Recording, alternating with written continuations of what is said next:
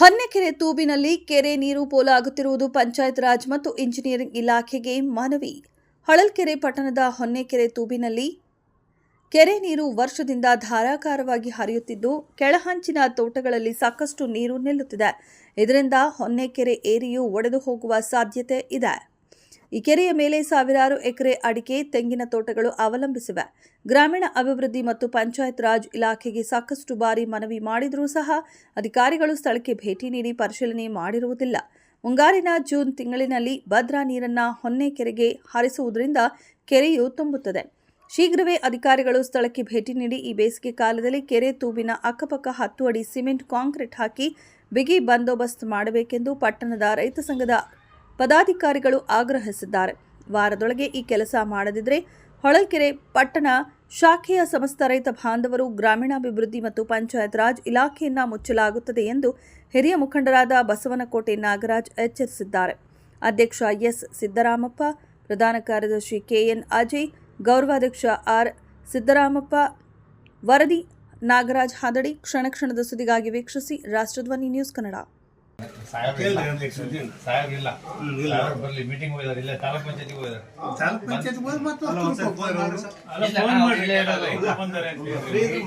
Meeting ಅಲ್ಲಿ ಇದ್ದಾರೆ, DS ಬಂದಿದ್ದಾರೆ, ಅವ್ರು ಮೀಟಿಂಗ್ ತಗೊಂಡಿದ್ದಾರೆ. ಮೀಟಿಂಗ್ ಸ್ಟಾರ್ಟ್ ಆಗಿದೆ 11 ಗಂಟೆಯಿಂದ. ಬರ್ತಾರೆ. ಬಂದ ತಕ್ಷಣ ನಾವು ಒಂದು ಮನವಿ ಲೆಟರ್ ಕೊಟ್ಟಿದ್ದು ನಾನು ಅಲ್ಲಿ ಟೇಬಲ್ ಇಡ್ತೀನಿ. ಹಿಂಗ್ ಬಂದಿದೆ ಸರ್, ಈ ತರ ಪ್ರಾಬ್ಲಮ್ ಬಂದಿದೆ ಸರ್. ಅದು ನೀರು ಹೋಗೋದು ತಪ್ಪಿಸ್ಬೇಕಷ್ಟೇ. ಅದಿರ್ಲಿ, ಕೆರೆ ಹಂಗೆ ಹೊಡೆದು ಹಾಳಾಗಿ ಹೋಗ್ಲಿ ತೋಟ. ನಾವು ಅದ್ರ ಬಗ್ಗೆ ನಾವು ಯೋಚನೆ ಮಾಡೋದಿಲ್ಲ. ಇವ್ರು ಏನು ಕ್ರಮ ತಗೊಂತಾರೆ? ಈಗ 3 ಸತಿ ಬಂದು ಅವ್ರಿಗೆ ಏನು ಹೇಳಿದ್ರು ಇವರು, ಅವ್ರು ಬರ್ತಾರೆ, ಬಂದ್ಮೇಲೆ ಅವ್ರಿಗೆ ವರದಿ ಕೊಡ್ತೀವಿ. ವರದಿ ತಗೊಂಡು ಅವ್ರು ಏನು ಮಾಡ್ತಾರೆ, ಹೊಸದಕ್ಕೆ ಹೋಗ್ತಾರೆ. ಅವ್ರೇನು ಇಲ್ಲಿ ಡಿಕ್ಲೇರ್ ಏನು ಮಾಡೋದಿಲ್ರಿ. ಅವರು ನಿಮ್ಮನ್ನು ಕರ್ಸೋದು ಇಲ್ರಿ. ವಸ್ತುರಿಗೆ ಎಲ್ಲ ಅವ್ರು ಇಲ್ಲೇ ಇರೋದು. ಫಸ್ಟ್ ಅವ್ರ ಇಂಜಿನಿಯರ್ ಬೇರೆ, ನಮ್ದು ಅಣ್ಣ ನಾನು ಹೇಳೋದು ಕೇಳ್ರಿ ಒಂಚೂರು. ಯಾರ್ಯಾರು ಇದಾರೆ ಆಫೀಸ್ನಾಗ ಏನಂದ್ರೆ ಒಂಚೂರು ತಿಳ್ಕೊಂಡ್ರಿ. ಒಬ್ರು ಸಾಹೇಬ್ರು ಇದಾರೆ, ಒಬ್ರು ಇಂಜಿನಿಯರ್. ಅದು ಇಂಜಿನಿಯರ್ ನಮಗೆ ಪರ್ಮನೆಂಟ್ ಇಲ್ಲ. ಅವ್ರಿರೋ ಡೆಪ್ಯುಟೇಷನ್ ವಸ್ತುರಿಂದ ಇಲ್ಲಿ 2 ದಿನ ಕೆಲಸ ಮಾಡ್ತಾರೆ ಅಷ್ಟೇನೆ. ಅಲ್ಲಿ 3 ದಿನ ಕೆಲಸ ಮಾಡ್ತಾರೆ. ಅದಕ್ಕೆ ನಾನು ಅವ್ರು ಬಂದ್ರೆ ಅವ್ರಿಗೆ ಹೇಳ್ತೀನಿ.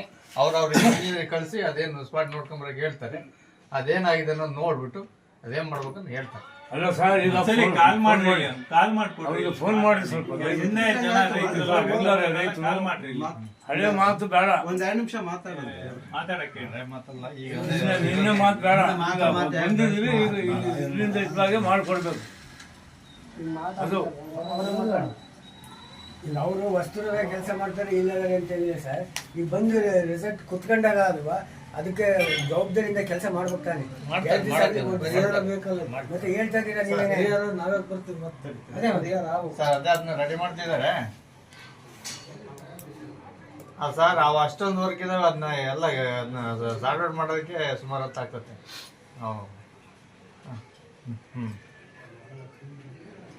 ಗ್ರಾಂಟ್ ಕೊಟ್ಟಿರೋ ಸರ್. ಇನ್ನೊಂದು, ಈ ಹೊನ್ನೆಕೆರೆ ಸಂಬಂಧಪಟ್ಟಂಗೆ ರೈತ ಸಂಘದಿಂದ ಬಂದಿದ್ದಾರೆ ಸರ್ ಅಧ್ಯಕ್ಷರಲ್ಲ.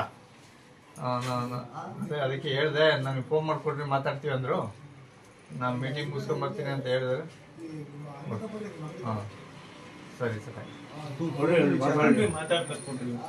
ನಾನು ಮೀಟಿಂಗ್ ಮುಗಿಸ್ಕೊಂಡು ಬರ್ತೀನಿ ಅಂತ ಹೇಳಿದ್ರಿ.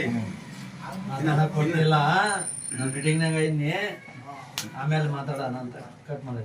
ಇವು ಇನ್ನು 10 ಪಟ್ಟು ಬರ್ರಿ ಬರ್ಬೇಕು. ಬರೋದಲ್ರಿ. ಈಗ ಅರ್ಜಿ ಕೊಟ್ಟಿದ್ದೀರಾ? ಕೊಟ್ರ ಅರ್ಜಿನ ಯಾರ ಕಡೆ ಕೊಟ್ಟು ಎಂಡರ್ಸ್ಮೆಂಟ್ ಇಸ್ಕೊಳ್ರಿ. ಇವು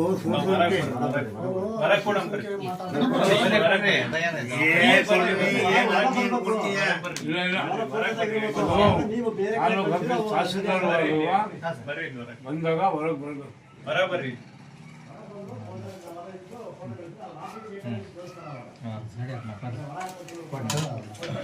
ಕೊಟ್ಟು ಹೌದು.